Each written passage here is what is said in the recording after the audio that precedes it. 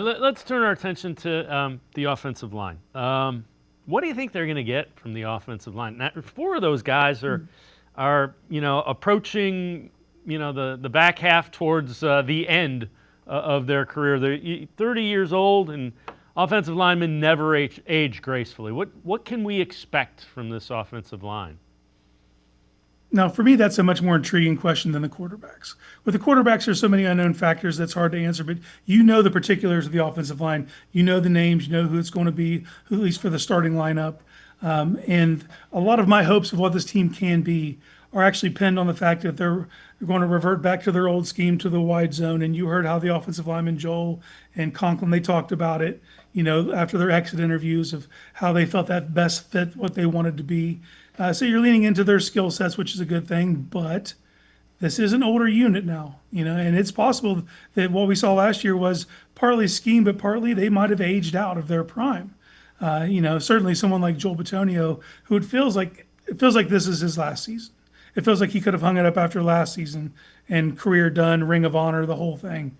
For him coming back, obviously White, Teller, Conklin, Pochich, these are all veterans. And now we're not talking about DeJuan Jones yet in this, the youngest player that's going to be part of this group, but he has a lot of questions too. So there's just a lot of questions surrounding their age. Can they stay healthy?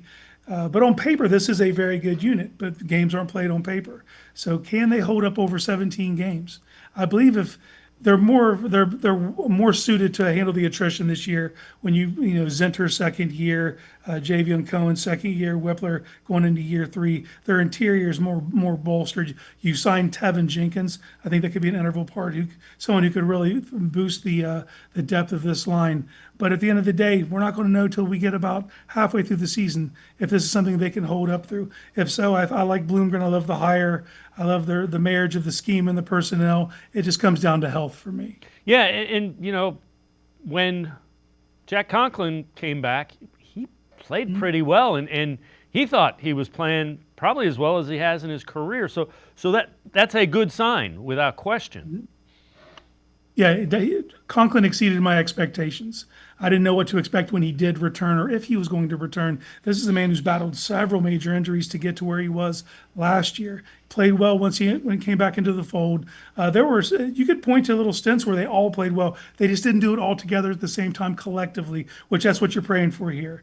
You're going to revert back to a scheme they're more comfortable with. You got Bloomgren in the house, someone who's a little more of an authoritarian, who's going to push them and keep them striving for their best. So if they can stay healthy, this could be an above average unit in the NFL.